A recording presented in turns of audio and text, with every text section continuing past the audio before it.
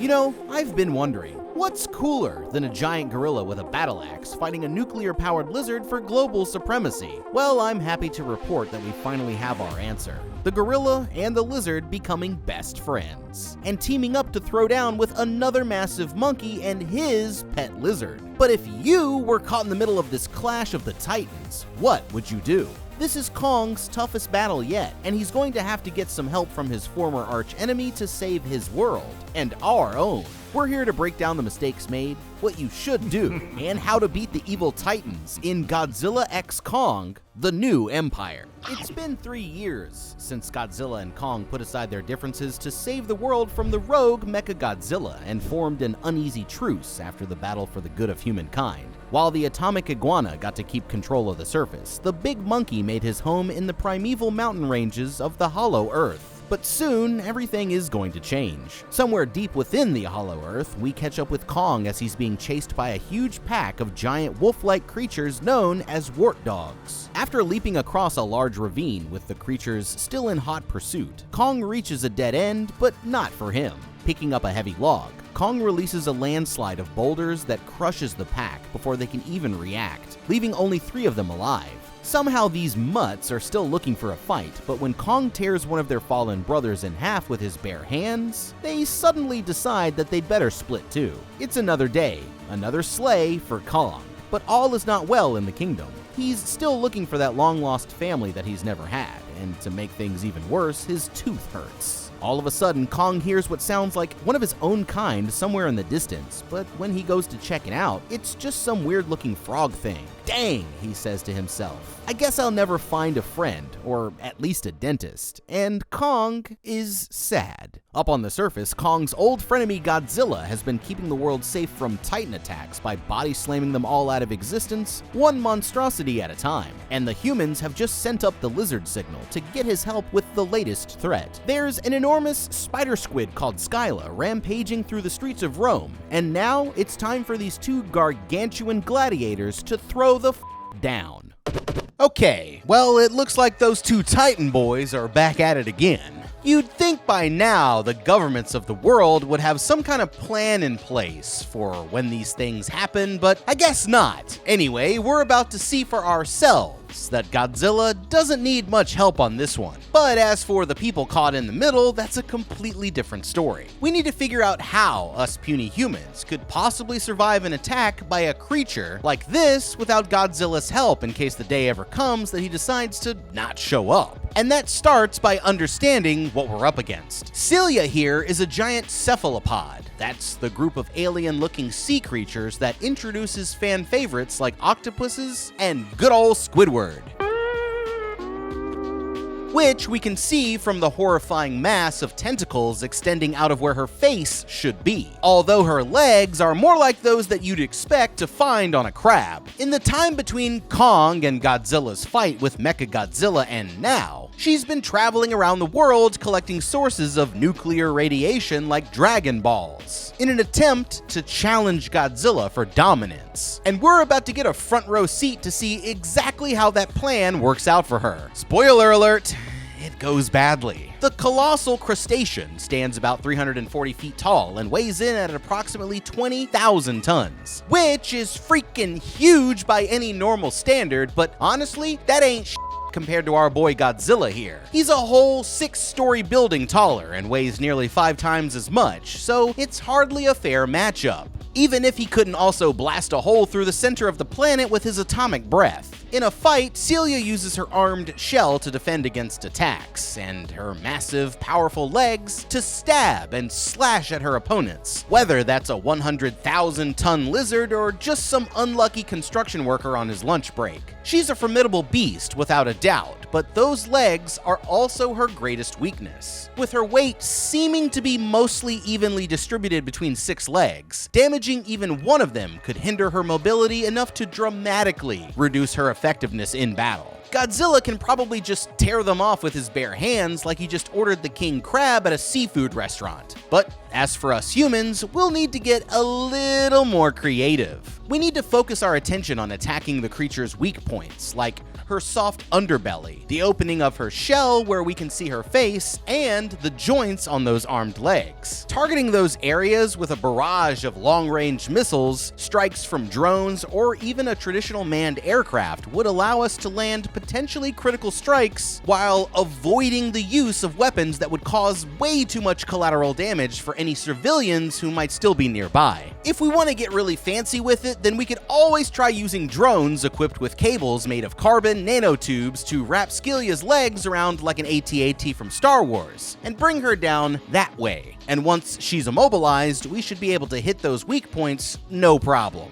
The one thing we'd need to watch out for is her ability to release huge quantities of liquid nitrogen from her body, which could interfere with our aircraft before they have a chance to strike. Countering this should be simple enough though. All that we'd need to do is trick her into completely expending that ability with calculated diversions, before following them up with a serious attack. The good news is that Celia here will retreat if she feels outmatched, so we don't even technically need to win the fight. We only need to damage her enough to make her go away. And that's the battle plan. But what about if you're just an average guy on the street who's caught in the crossfire? Well, some more good news is that Celia here actually isn't interested in eating people. She's after nuclear radiation. The threat is just that she doesn't care whether she crushes you or not in the process of finding some. This means that survival should be relatively easy if you're quick on your feet. Just get the hell out of there as fast as you possibly can. And in the future, remember to try and live somewhere far away from any sources of nuclear energy. Alright, now you know how to survive a giant spider squid attack. Sound good? Now it's time to get back to the action, and with Godzilla on our side, we're about to see that Celia won't be a threat for very long anyway.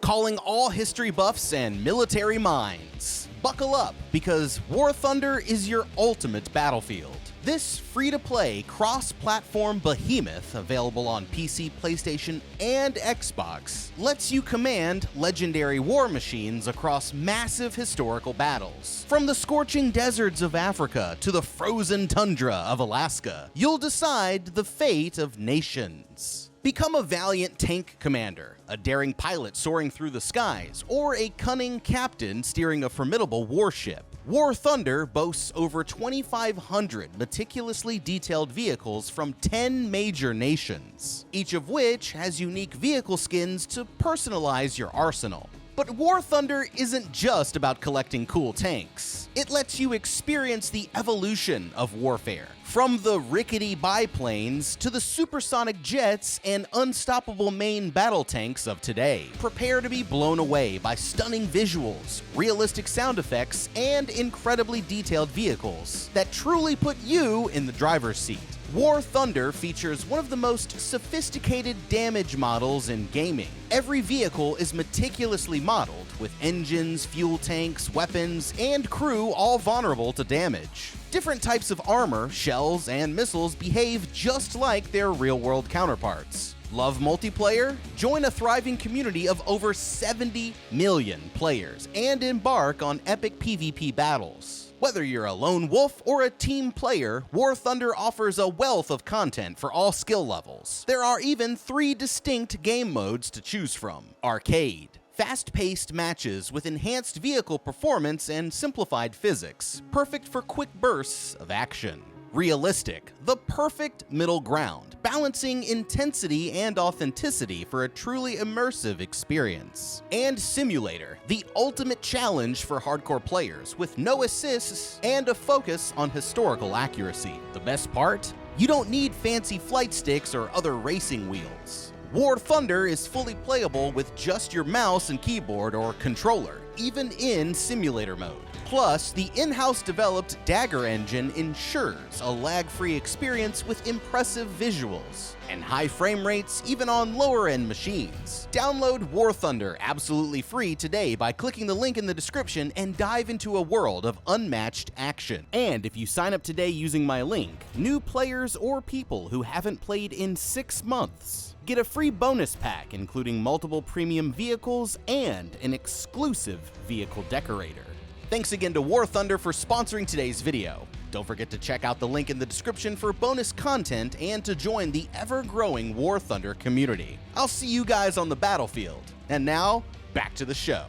Skyla here is stomping through the streets, obliterating anyone who's unlucky enough to get in her way, but that's when Godzilla shows up and absolute body checks the crap out of her, grabbing the creature by one of her legs and tossing her several hundred feet through the air. As Skyla struggles to get to her feet, Godzilla leaps on top of her and fires a blast of his atomic breath straight into her face, blowing the creature into a shower of yellow slime and practically ending the fight before it even started. While in class later that same day, Gia, the last survivor of the Skull Island Iwi tribe and Kong's best human friend, slips into a daydream where she ends up drawing 3 strange black pyramids all over her desk. Back at home, Eileen notices something strange. The girl's drawings seem to match up exactly with unusual seismic readings that have recently been originating from somewhere within the Hollow Earth. Searching for answers, she travels to Miami and recruits her old friend, Titan podcaster Bernie Hayes, who agrees to help her on the sole condition that she takes him along on the next field trip to the Hollow Earth. Across the ocean on the island of Barbados, Kong suddenly emerges from the Hollow Earth for the first time since he and Godzilla fought 3 years ago. He's looking for some help with that pesky bad tooth, and with the help of some sedatives and a giant flying crane vehicle, Eileen's former situationship, Titan veterinarian Trapper Beasley, is able to yank the thing out and replace it with a custom-made carbon composite fang. Just then, Eileen receives an urgent update that Bernie has made a breakthrough.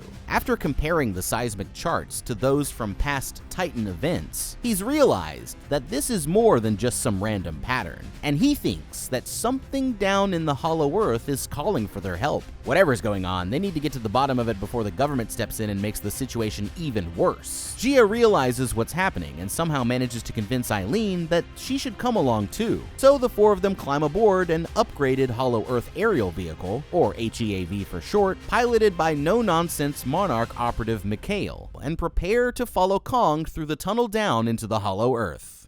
Okay, now hold on just a damn minute. These geniuses aren't seriously about to do what it looks like they're about to do, right? Call me crazy, but I can't be the only one who sees that it's an absolutely terrible idea to bring along an actual child for this death mission, right? Then we have Bernie here, who's been right about everything so far and is arguably one of the most useful people on the planet when it comes to this kind of stuff. And Eileen was about to leave him behind because the trip would be too dangerous. But it didn't take more than a 1-minute conversation with Gia to convince her that it was perfectly fine to bring a 13-year-old kid into the land that time forgot. I'm sorry, but that's genuinely a dangerous level of stupidity right there. You know, I'm not with CPS or anything, but I'm pretty sure that bringing Gia down there qualifies as some kind of crime. Probably several kinds, actually. Besides the fact that they have to go through a full-blown gravitational inversion just to get there, which will turn her into Gia's soup if the slightest thing goes wrong, the place is also full of literally the most dangerous creatures that have ever existed, and we don't even have the slightest idea of the extent of what's actually down there. That's bad enough, but the worst part is that we've already gone through this once before. Hey, Dr. Eileen, in case I need to remind you, last time little Gia here was almost killed by a terrifying bat monster, held hostage by a team of heavily armed mercenaries, attacked by a flock of killer chickens, and then almost killed when a giant lizard used his atomic breath to bore a hole straight to the center of the Earth. The truth is that she's up there with Jonas from the Meg and Jerry from World War Z in terms of plot armor, but we can't rely on that forever.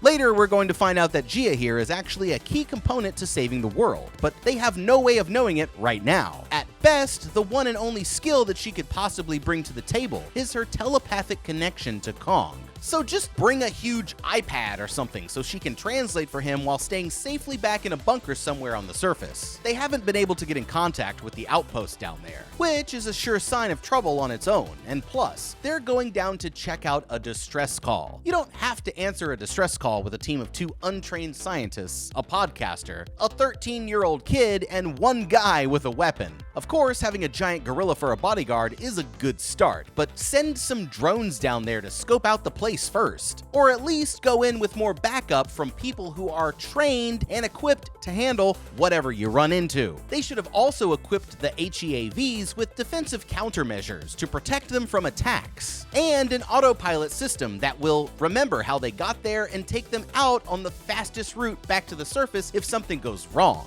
You know, for some of the smartest minds on Earth, they sure know how to put themselves in harm's way, and it won't be long before they realize that they really should have planned this out a bit more. The crew plunges through the gravitational inversion as the very laws of space-time disintegrate around them into a kaleidoscope of indescribable sounds and colors, until suddenly they're jettisoned out from the opposite end and into the vast uncharted lands of the Hollow Earth. Everybody seems to be holding up alright, except for poor Bernie here, who looks like he barely made it through alive. As they follow Kong across the plains, they're quickly surrounded by a flock of large flying creatures called verticins. But by now, the researchers have learned to use these creatures to their advantage. They activate the ship's adaptive camouflage, allowing them to blend in with the group. Up on the surface, Godzilla emerges at a nuclear facility somewhere in France, where he begins to absorb the radiation as if he's charging his power for some unknown threat. As usual, the smooth brains in the government decide to send some drones after him, but he takes them all down with a powerful nuclear pulse before moving on to his next target. The research team eventually arrives at the Hollow Earth outpost, only to find that the place has already been completely destroyed with no survivors to explain what happened. Searching the wreckage, Eileen notices a giant bloody handprint on the cliffside behind them. She can immediately tell that it doesn't belong to Kong, but they decide that they better get out of there before whatever did this comes back. Meanwhile, Kong returns to his mountainside cave, where he retrieves his trusty battle axe and uses it to descend down the walls deep into a glowing blue ravine. Reaching the bottom, he finds himself in a cave full of glowing crystals and piles of bones belonging to his species. That's when he notices another exit beneath a waterfall, and after passing through it, he realizes that he's found an entire unexplored section of the Hollow Earth, stretching away into the fog for miles beyond what he can see. Suddenly, Kong readies his weapon as he sees a large figure approaching him from out of the fog, but to his surprise, it's just this little baby guy named Suko. Shocked to finally see another member of his species, Kong reaches out his hand as a gesture of friendship, but the little sucker chomps his finger and takes off. Before Kong can get a hold of him, 3 more adult apes ambush him from out of nowhere, and Kong here is forced to give these guys the business, to show them that he isn't one to be messed with, even using little Suko as an improvised weapon to slap the others around. Okay, well, I'll be a monkey's uncle. It looks like Kong here finally found some members of his own species. Although this probably wasn't the welcome wagon that he was hoping for. Now, anyone else might be in some serious trouble here, but clearly, Kong Daddy is more than a match for even 3 of these jabronis at the same time. Still though, you keep adding to their numbers, and there might come a time when he's facing a battle that even Kong can't win through brute strength alone. So let's take a look at these guys and compare them to their real-life counterparts to see how he might approach things a bit differently during the next encounter. Known to the Iwi tribe as the Great Apes, they were initially respected as the protectors of humanity until they were taken over by an evil king, who we'll be meeting for ourselves soon enough. Under this new leader, the apes clashed with Godzilla and lost. So he imprisoned them here in the Hollow Earth, where they've remained trapped for thousands of years ever since. There aren't many that are nearly as big or as strong as Kong, but what they lack in raw power, they more than make up for in terms of sheer numbers and battlefield tactics. As primates, they're naturally a highly social and intelligent species, and this intelligence gives them the ability to work as a group, and even set up ambushes for their enemies like we've just seen here. The same tricks that worked on the wart dogs won't necessarily work on these guys, and Kong can't fight them all at the same time, so he may need to take a more diplomatic approach the next time around.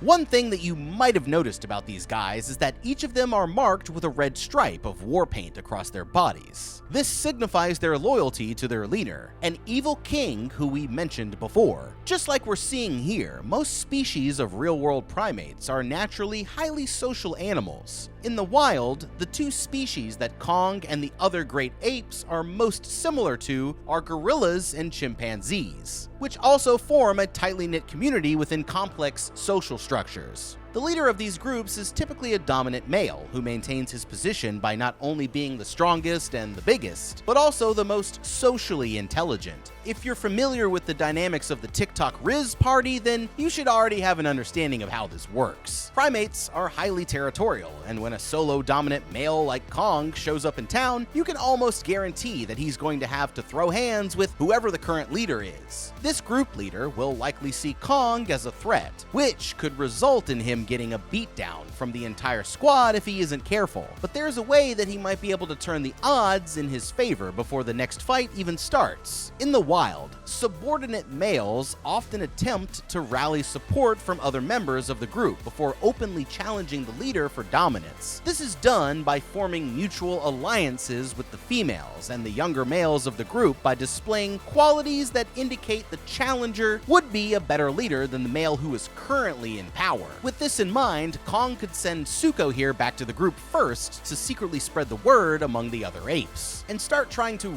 rally them all against the current leader as an easy way for him to get the upper hand. As it stands, Kong can deal with these guys no problem, but we're going to see soon enough that their boss is not the type of guy who you want to take lightly, and Kong's going to need all of the help that he could get to finally set his people free. In the scuffle, one of the adults tumbles over the edge of a cliff and Kong saves him just in time. But when the dumbass tries to shank Kong instead of saying thank you, he decides that he's done playing nice, and effortlessly Spartan kicks him back into the abyss. Seeing this, the group's leader, a scraggly-looking ape called the One-Eye, flees back towards wherever they came from, but not before Kong chunks a heavy stone and hits him with a direct headshot as his way of saying see you again soon. With the other adults taken care of, that leaves just Kong and baby Zuko, and the big guy orders the little orange runt to show him where the others of his kind are hiding out. Back aboard the HEAV, the research team is suddenly hit with another pulse that nearly knocks them out of the air.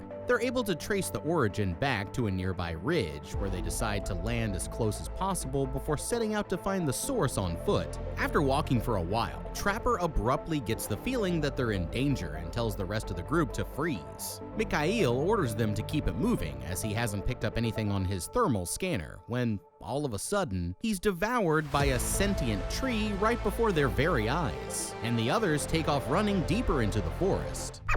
Okay, well, that didn't take very long. These 5 idiots here decided to go for a little nature walk through a more dangerous version of Jurassic Park with nothing but their hopes and dreams, and wouldn't you know it, the whole thing went horribly wrong. Wow. Who could have seen that one coming? You know, besides anyone who thought it through for approximately 2 seconds. But I think now that someone's just been eaten alive by an evil tree, I think it's officially safe to say that you 4 have seriously up. Excuse me, but Sam Jackson's ghost from Skull Island would like a word about that one. A whole squadron's worth of trained soldiers who were armed to the teeth with explosives and weapons couldn't survive the training wheels version of this place back in the 70s. They're just lucky that the first creature they ran into was a meat-eating tree and not something like the skull crawlers that can actually move around, or they'd have all been dead before they even knew what bit them. Then we've got the so-called animal expert over here, letting himself get bit by an enormous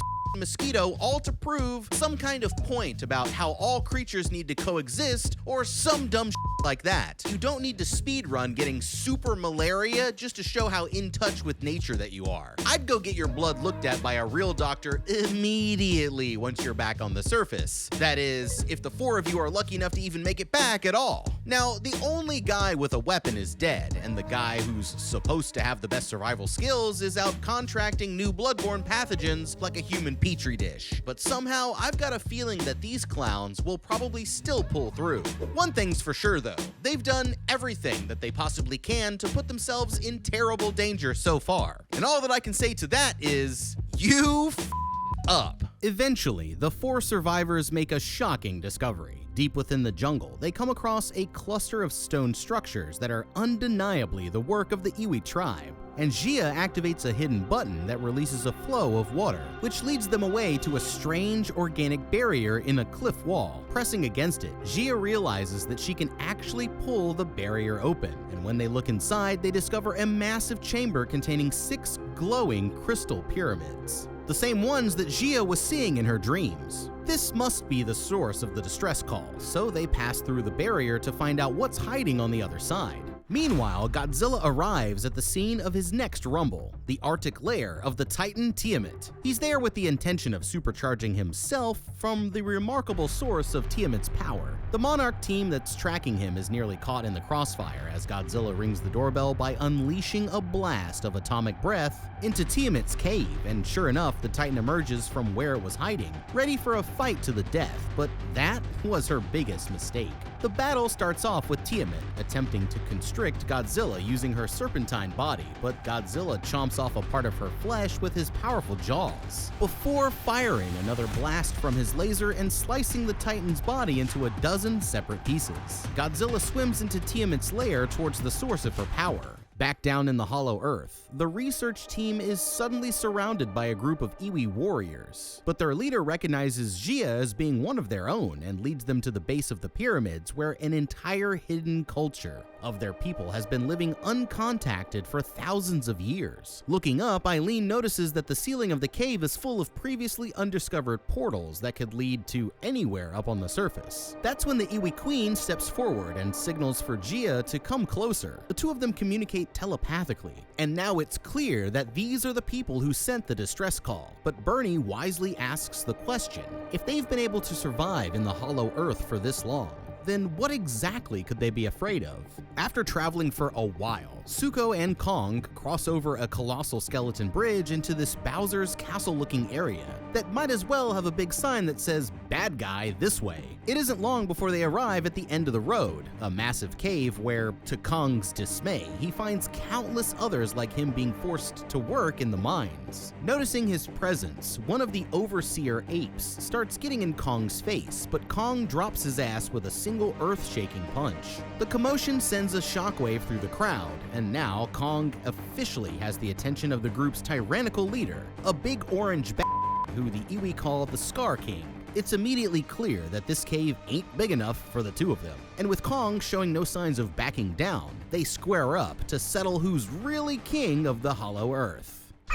Okay, remember the evil boss that we talked about before? This is him, and boy, is he ugly. Now, the Scar King here might be the Chad Alpha, but Kong is the true Sigma, and he's about to show him how they do things back on Skull Island. It won't be easy though, so before we get into the fight, let's break down how these two match up and see if Kong can give himself the advantage. In this corner, we have our challenger, Kong. You know him, you love him, he's the big monkey. What else is there to say? Our boy's 360 feet tall and weighs close to 160,000 tons. He's agile, durable, smart, hits with the strength of a 4.2 magnitude earthquake, and even comes equipped with his massive battle axe, which he can apparently swing at about 62 miles per hour. I don't have the physics degree to tell you how much power is behind that, but he could probably cut an aircraft carrier in half if he got a clean hit. Am I right? Or am I right? Or am I wrong? And in the opposite corner, the evil Scar King. Boo! We hate him. At 318 feet tall, he's a little bit shorter than Kong, and also a lot less beefed up. It seems like Kong here should be able to wipe the floor with this guy, but don't let his looks fool you. He's every bit as durable as Kong, and powerful enough to hold his own in a fight. The Scar King's long, orangutan-like arms and legs and more slender build make him extremely mobile, giving him the ability to outmaneuver Kong as he tries to stay out of his reach. To make matters even worse, his signature weapon, the Whip Slash, allows him to deal devastating attacks from a long range away, and even has a secret use that we'll find out about very soon. Right now, it looks like an even fight, but there are still a few strategies that Kong can use to swing the odds in his favor. When it comes to the Scar King's whip, it looks like the key here would be to dodge around it, and Kong should be careful to avoid getting his own weapon bound up by it, and if he can, try to catch the whip with one hand,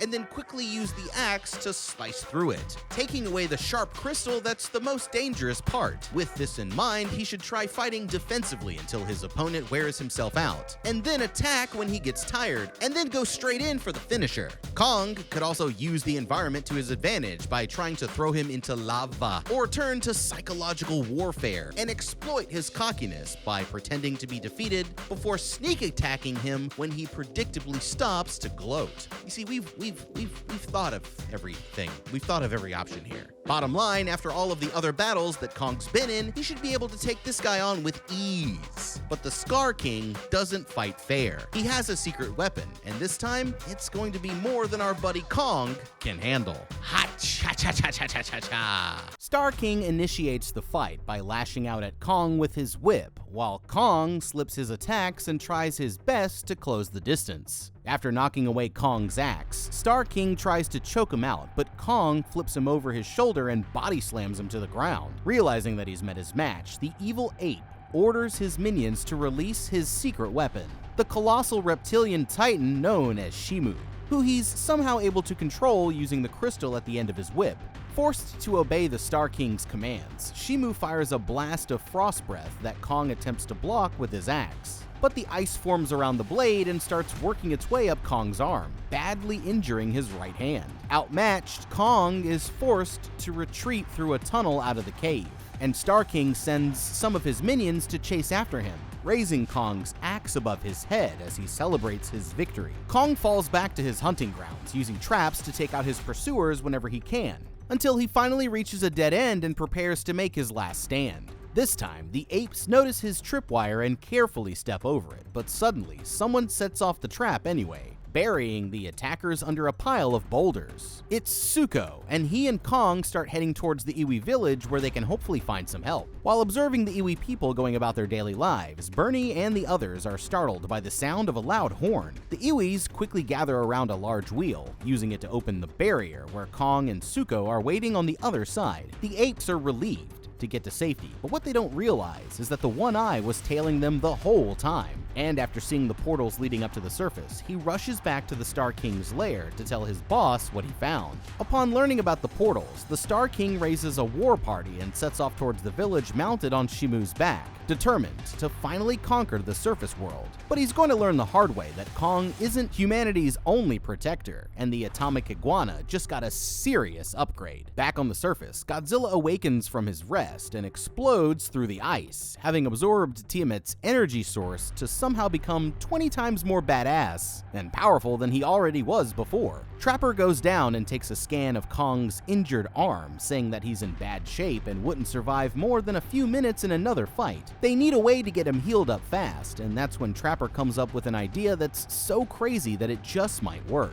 After the fight with Mechagodzilla, the mad scientists at Monarch decided that they needed a way to make Kong even stronger. Enter Project Powerhouse, a top-secret program that was canned, when they realized that giving Kong a weapon might actually backfire in horrific fashion. But not before they finished a prototype, and as luck would have it, that prototype happens to be hidden in a bunker back at the destroyed outpost. Trapper quickly returns to the outpost and comes back with the weapon, a massive power gauntlet called the Beast Glove that attaches itself Transformers style to Kong's injured arm, and not a moment too soon, because the Scar King and his buddies are on their way. Rising to his feet, Kong gets up and does a giant hell yeah fist pump, but he still can't do this alone. With the Scar King on the way, Gia convinces him to call up his old rival Godzilla, and Kong rushes to the surface hoping to track the big fella down before it's too late.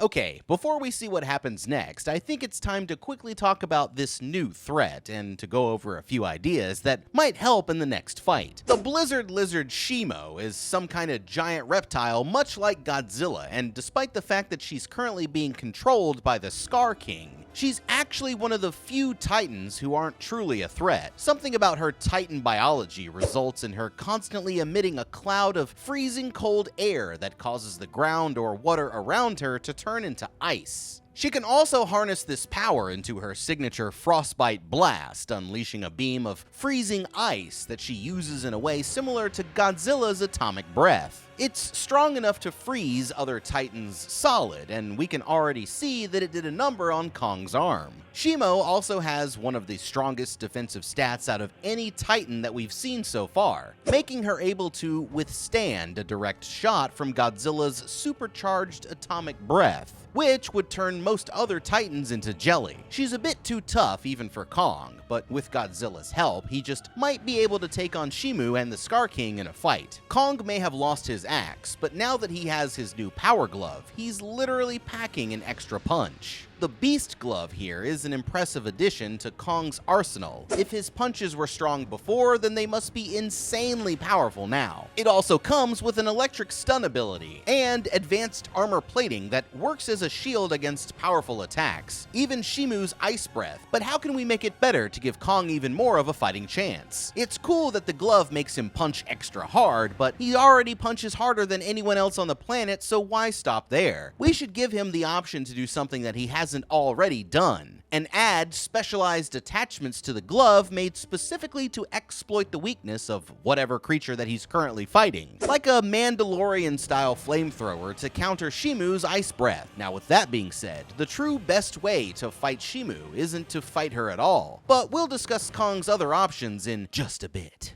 While Kong is busy doing some Godzilla wrangling, the Iwis bring Jia to the top of an enormous temple where her Skull Island ancestry allows her to resurrect an ancient ally who was lost during the battle with Ghidorah several years back, Godzilla's girlfriend, the insectoid titan Mothra. At the same time, Trapper decides to take the HEAV for a quick spin, saying that he's coming back with some surprise reinforcements of his own.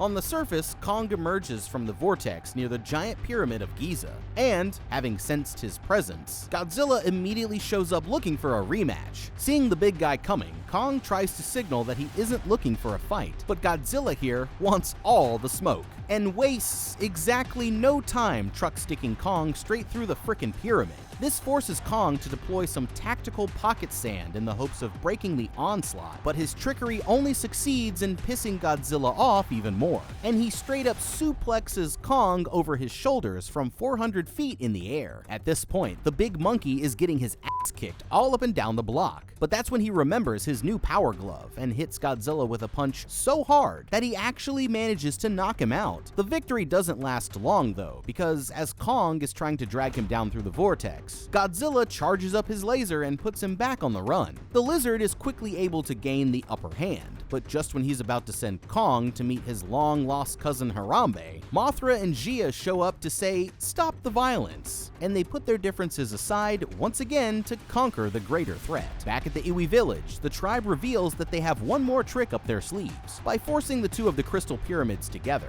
they are able to create a gravity inversion that should hopefully keep the bad guys from reaching the portals to the surface, but only for a limited time. It's a good plan, but the Scar King and his boys show up just before they can put it into action, and he uses Shimo's Ice Breath to freeze the pyramids in place, stopping them in their tracks. Just then, Trapper here returns with a huge flock of electric vertisons, and they're able to distract the bad guys long enough for he and the rest of the research team to start getting the hell out of there. Okay, it's time for the final showdown once again. What Kong and Godzilla should do here is play defense around the gravitational portals, since the Scar King's ultimate goal is to reach the surface, and use Godzilla's charged atomic breath to counter Shimu's powerful ice beam. I know that this hasn't exactly worked out the best in the past, but there's also a way that they could try working together with the military if they think that would help. Since we already know that one of the mystery portals leads to the pyramids, the military could evacuate the area nearby, have Kong and Godzilla try to trick the Scar King and Shimu to enter that particular portal, and then drop a nuke or an oxygen destroyer bomb on them once they reach the surface. Now, it's also important to realize that Shimu is not actually loyal to the Scar King, and this could be used to their advantage. If Kong and Godzilla target the Scar King's crystal that he uses to control her, then instead of fighting two powerful foes who are working together, they might be able to turn their enemies against each other. All of a sudden, a massive ball of energy hits the ground, and Kong and Godzilla charge into the fight just as the ice wall holding the pyramids breaks and sends them all flying through the air from the gravitational shockwave. The four of them start battling it out in 0G, with Kong taking on the Scar King and Godzilla focusing on Shimu. Suddenly, the gravitational inversion resets, and Kong, Godzilla, Shimu, and the Star King are sent tumbling through a vortex up to the surface, where they crash land on the beaches of Brazil. The Scar King quickly orders Shimu to start freezing everything in sight, but Kong and Godzilla manage to stop them before they turn the entire planet into an ice rink. Realizing that his new friend could be in trouble, Zuko leaps into the vortex with Kong's axe, hoping to help him out however he can.